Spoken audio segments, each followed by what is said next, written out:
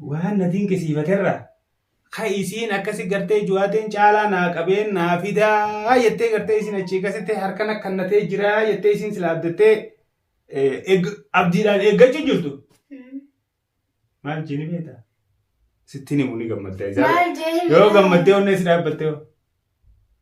Gammachuu maa dhaabbattu gammachuun dhaabbannaan? Caalaan maawardii fuudhuu qabaa. Abadan numaan fuusisa malee. Higa abadan numaan fuusisa malee numaan hin dhiisnee jee numaan fuusisa. Isiin ammoo maawardii areeti caalaa qabee manannaa deebisaa jettee abdattee jawaadee dirqamatti kannee gorseetiin ergadhee jettee hin gammannee fakkaattee hangama kiyyaan gammadeetiin jira. Isinilleen gammaddan jeetii yaadaa mabrook baga gammaddanii baga nama eegaa jirtan. Arra isiniif dhiyaate agartanii gammaddanii imaantaniin isiniin jechuu barbaada anilleen gammadee wanni yaadee sakkaan yaade taate jeetii yaade inshaallah. Amma garuu maali ni beektaa? Waa hedduudhaa deemu jira.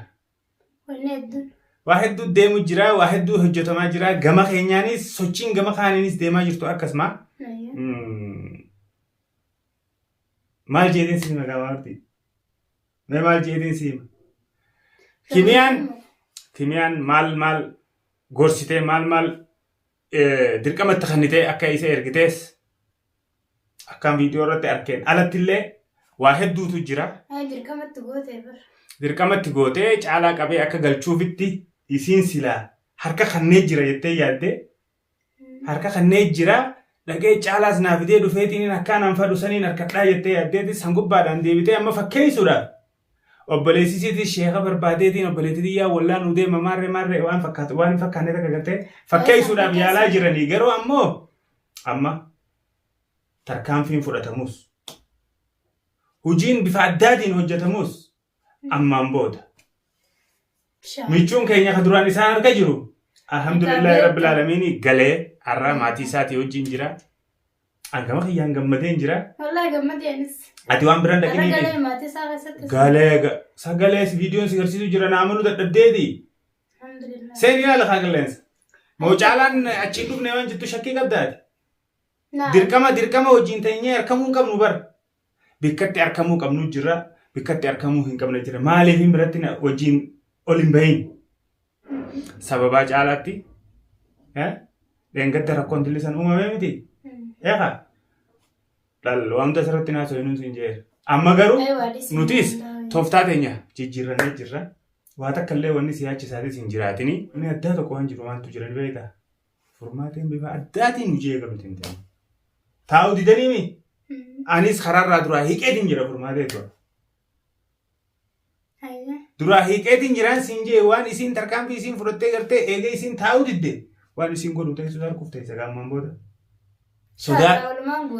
Sodaa takkaas hin qabaatini ifiif taa'u didanii furmaateen duraanuu jettee jirti. Laal ammaan dura gartee gaafattoo silaa gartee anaaf ijaatee waliin goxa ariite san waan gooteef qabdi isiin. Tarkaanfii san waan fudhatteef qabdi. Garuu yeroo sanitti nuutu irraa hubachuu dadhabe yoo dhugaa san dubbachuuf taate. Ana sihi hatta ajawaateellee waan san nuutu irraa hubachuu dadhabe maaliif akka goote? Nuti lolaaf deemti nu fakkaateemi? Aaraaf deemti seeneemi? La miti. Waan natiin kisiifaterraa isiin akkasi gartee juwaateen caalaa naa qabeen naa fidaa jettee gartee isin achii akkasitti harkan akkannatee jira jettee isin sila abdattee abdiidhaan eeggachuu jirtu. Maal jeeni beektaa? Sittiin himuu ni gammaddaa. Yoo gammaddee onnee si dhaabbattee hoo? Gammachuu maa dhaabbattu gammachuun dhaabbannaan? Caalaan maawardii fuudhuu qabaa. Abadan numaan fuusisa malee. Higa abadan numaan fuusisa malee numaan hin dhiisnee jee numaan fuusisa. Isiin ammoo maawardii areeti caalaa qabee manannaa deebisaa jettee abdattee jawaadee dirqamatti kannee gorseetiin ergadhee jettee abdattee eegu jirti. Higa numaan ajaa'ibeewu. Jiraaddu wallahi jawaate baga rabbi harkaasi baasee ganallee harkas hin deebisin tana shayitaana. Abootuu bari yaa bolaan.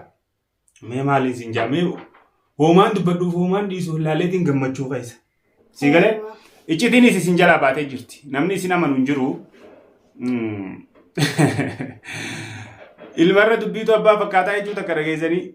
Ilmarra dubbiitu abbaa fakkaataati dubbiin isin hin fakkaattu garuu teessan tun.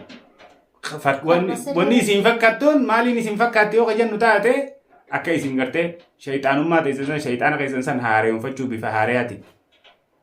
Itti jirtaniiti isin jalaa mul'ata. Nagee fi isin taabina ifin dararina. Nuti wal biratti illee nu arguu baattan. Tooftaa isin amma jijjiirratan nutis jijjiirrachuu wallaalleetii miti. Jijjiirannee jira nutis abadan. Hangamma dura tooftaa isaan adeemsa isaanii nu galuu dadhabeemi amma teenyaatu galuuf hin teenye gaa. Akkamirraa laatta? Atoo sodaa ni qabdaa? Sodaa maaliitiin qabda? Dhugaa sitti fakkaatiin furmaateen sodaattee kana walitti jirtu sitti fakkaatiin. Sodaan qabu. Jawaadeelleetu maal jeenni beektaa?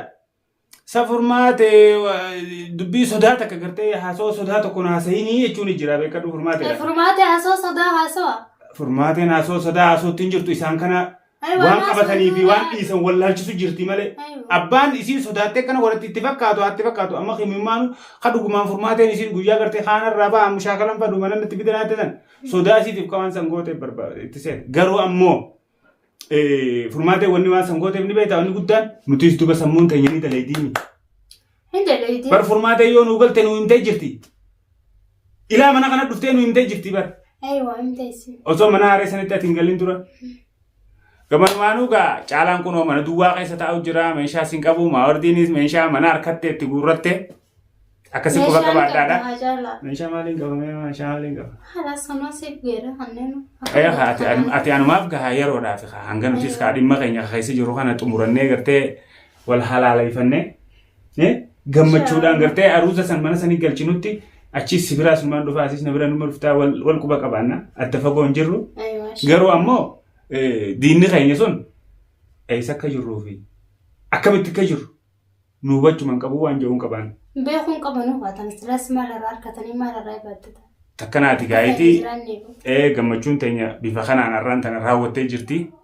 Wal biratti illee isin harkamnee gartee isin gammachiisuu baannu har'a bifa kanaan gammachuu teenya isin gammachiisuu yaallee jirra garuu akkuma isin huyyattan waa hedduu kaameeraa duuba godhanneeti dhimma keenya keessaan xumurachaa jirra hanga viidiyoo biraatiin walitti deebinutti nagayaan nu tura.